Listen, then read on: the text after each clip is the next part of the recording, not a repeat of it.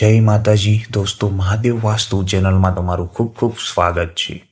દોસ્તો, આજે આપણે એક એવી રહસ્યમય અને અત્યંત મહત્વપૂર્ણ જ્યોતિષી ઘટનાની વાત કરવા જઈ રહ્યા છે, જે તુલા રાશિના જાતકોના જીવનમાં એક મોટો અને નિર્ણાયક બદલાવ લાવી શકે છે.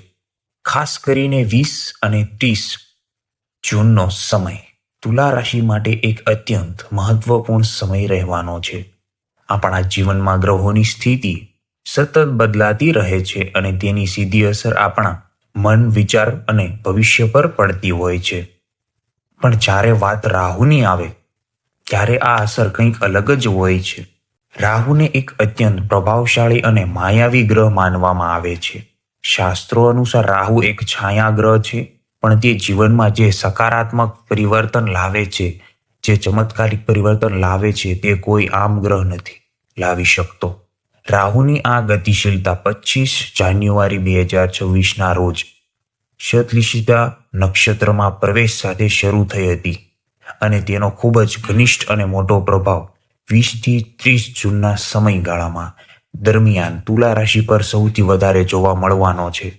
આ વિડીયોમાં આપણે સંપૂર્ણ વિસ્તારથી સમજીશું કે આ 10 દિવસો તમારી વિચારસરણી, તમારું કરિયર, તમારું આર્થિક જીવન અને તમારી સફળતાને કેવી રીતે નવી દિશા આપવાની છે.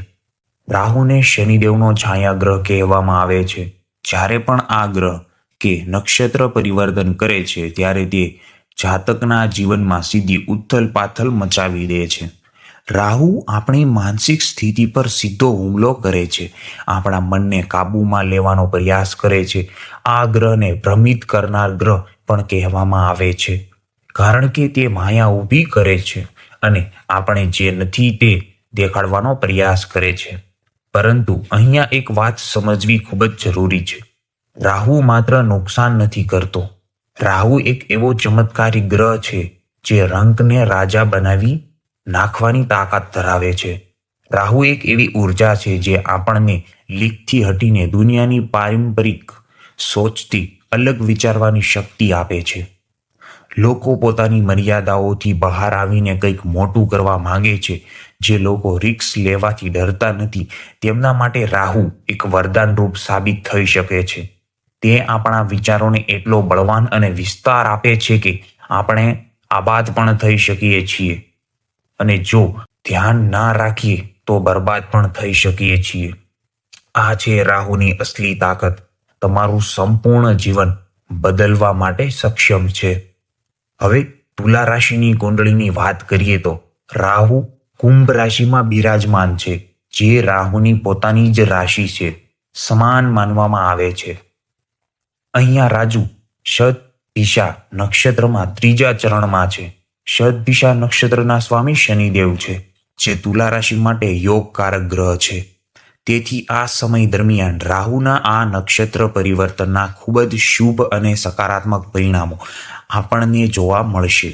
તુલા રાશિ માટે રાહુ 5મા ભાવમાં સ્થિત છે. 5મો ભાવ એક અત્યંત મહત્વપૂર્ણ ભાવ છે.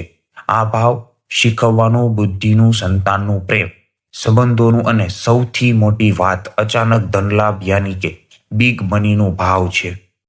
જ્યારે રાહુ જેવા વિશાળ ગ્રહ આ ભાવમાં આવે છે ત્યારે તે આ બધા ક્ષેત્રોમાં આપણી ગતિશીલતાને વધારી દે છે. શતભિષા નક્ષત્ર આપણને હંમેશા આગળ વધવા માટે પ્રેરિત કરે છે. ખાસ કરીને જે લોકો મેડિકલ ક્ષેત્રે જોડાયેલા છે કે હીલિંગ કે કોઈ પણ પ્રકારની સેવા સાથે જોડાયેલા છે, તેમના માટે આ નક્ષત્ર ખૂબ જ ફળદાયી માનવામાં આવે છે. અહીંયા કર્મનું મહત્વનું સૌથી વધારે છે. જો તમને સાચા મનથી કર્મ કરશો તો રાહુ તમને અસીમ સફળતા આપવાનો જ છે.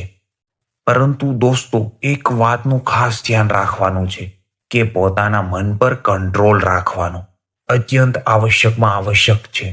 રાહુ માયાવી છે. તે તમને ભ્રમિત પણ કરી શકે છે. તે તમને ખોટી વસ્તુઓને સાચી અને સાચી વસ્તુઓને ખોટી તરીકે પણ દર્શાવી શકે છે. This is an illusion. તેથી અહીંયા બુદ્ધિનો ઉપયોગ કરવો ખૂબ જ જરૂરી છે. તુલા રાશિના જાતકોની એક ખાસ આદત હોય છે કે તેઓ લોકોને સલાહ બહુ આપે છે. ખાસ કરીને જ્યારે કોઈ સલાહ ના માંગતું હોય ત્યારે પણ તેઓ મદદ કરવા માટે આગળ વધી જાય છે.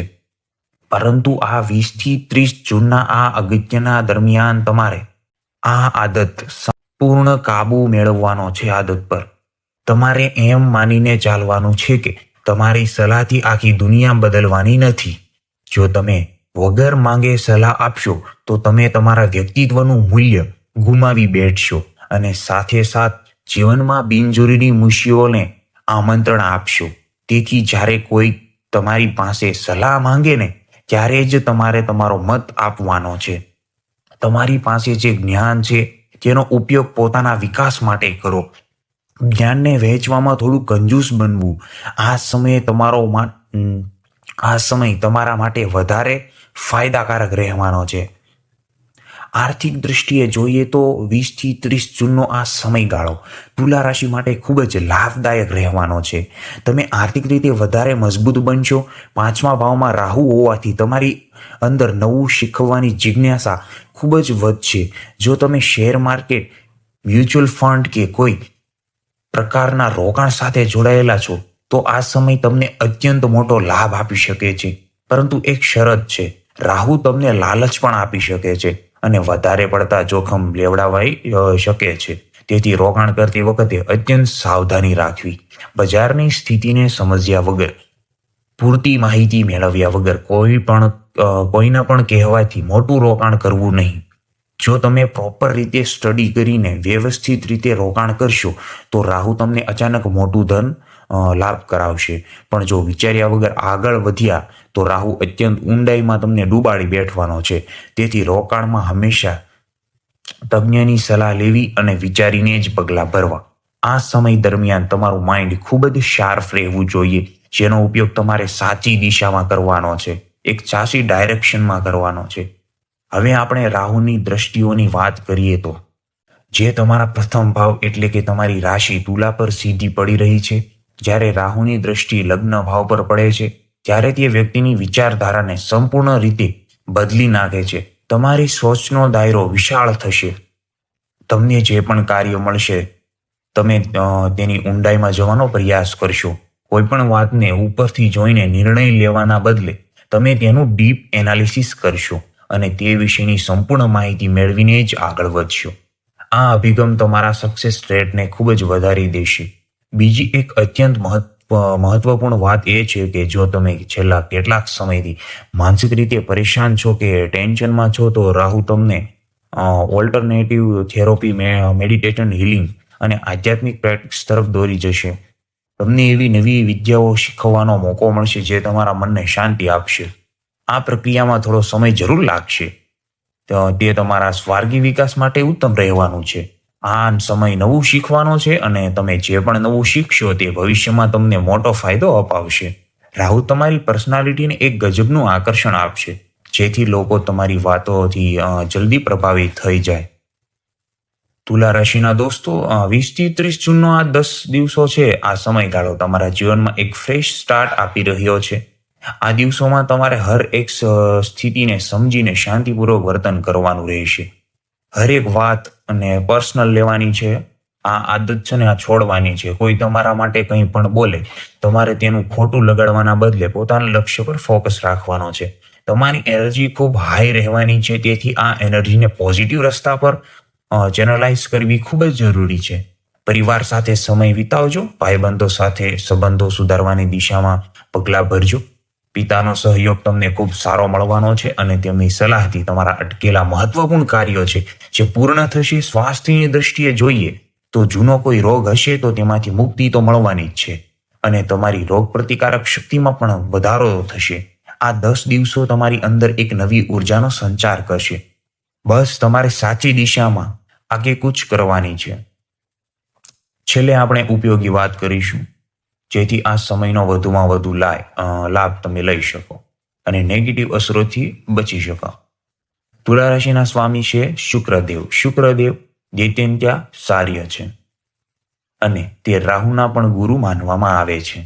તેથી જો તમે શુક્રદેવને પ્રસન્ન રાખો છો તો રાહુ આપોઆપ શાંત થઈ જવાનો છે અને શુભ ફળ આપે છે. આ 20 થી 30 જૂન દરમિયાન રોજ સવારે સ્નાન કર્યા પછી શુક્રના બીજા મંત્ર ઓમ દ્રામ દ્રીમ દ્રોમ સહ શુક્રાય નમઃ, એકવાર ફરીથી બોલું છું, ઓમ દ્રામ દ્રીમ દ્રો સહ શુક્રાય નમઃ. આ નિયમિત જાપ કરવાનો છે આ મંત્રનો. સાથે સાથે તમે રાહુના બીજ મંત્ર ઓમ ભ્રામ ભ્રીમ ભ્રો સહ રાહવે નમઃ, ફરીથી બોલું છું, ઓમ ભ્રામ ભ્રીમ ભ્રો સહ રાહવે નમઃ નો પણ જાપ કરી શકો છો. આ ઉપયોગથી તમારું મન શાંત રહેવાનું છે, ભ્રમ દૂર થશે અને સફળતાના માર્ગમાં આવતી બાધાઓ દૂર થશે. દાન પુણ્યનું પણ મહત્વ છે. ગરીબોને કાળા તલ કે અડદનું દાન કરવાથી પણ રાહુદેવ ખૂબ જ પ્રસન્ન થાય છે અને તમારા જીવનમાં સુખ શાંતિનો વાસ થાય છે. તો દોસ્તો, આ હતી તુલા રાશિ માટે 20 થી 30 જૂન દરમિયાન રાહુના શતભિષા નક્ષત્રમાં પ્રભવનની સંપૂર્ણ અને ઊંડાણપૂર્વક માહિતી. આ સમય તમારા ભાગ્યના દરવાજા ખોલનારો અને જીવનમાં આર્થિક, સામાજિક અને માનસિક ઉન્નતિ લાવનારો સાબિત થશે. બસ પોતાના કર્મ પર વિશ્વાસ રાખો અને મહાદેવની ભક્તિમાં લીન રહો. તમને આ માહિતી કેવી લાગી તે અમને કોમેન્ટ કરીને જરૂર જણાવજો. જો તમને આ વિડીયો પસંદ આવ્યો હોય તો વિડીયોને એક લાઈક કરો, તમારા મિત્રો અને સ્નેહીજનો સાથે શેર કરો, જેથી તેઓ પણ આ માહિતીનો લાભ લઈ શકે. અને હા, નવી અને સાચી જ્યોતિષ તથા વાસ્તુની માહિતી મેળવવા માટે આપણી આ મહાદેવ વાસ્તુ ચેનલને અત્યારે સબસ્ક્રાઇબ કરવાનું બિલકુલ ભૂલતા નહીં. હું છું ઋષિરાજ જ્યોતિષ. તુલા રાશિના બધા જ જાતકોને મહાદેવના આશીર્વાદ મળતા રહે તેવી હૃદયપૂર્વક પ્રાર્થના સાથે રજા લઉં છું. આવતા વિડીયોમાં ફરી મળીશું એક નવી જ્ઞાનવર્ધક માહિતી સાથે. ત્યાં સુધી જય માતાજી, હર હર મહાદેવ.